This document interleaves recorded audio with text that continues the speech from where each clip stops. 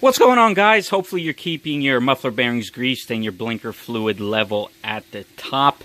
Let's get this video started.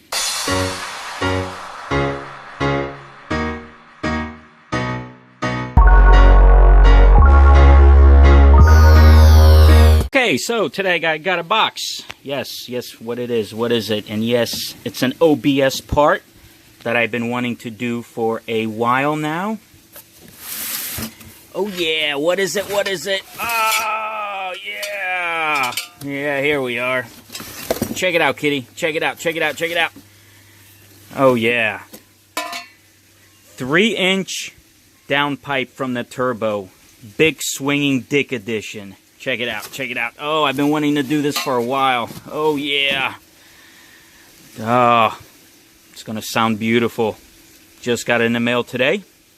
Do not have enough time to install it. I will be posting a video. Hopefully I can get to it tomorrow morning and get it installed. So join me on the next video while I install that on my 96 OBS. Thanks for watching. Don't forget to share, like, and subscribe.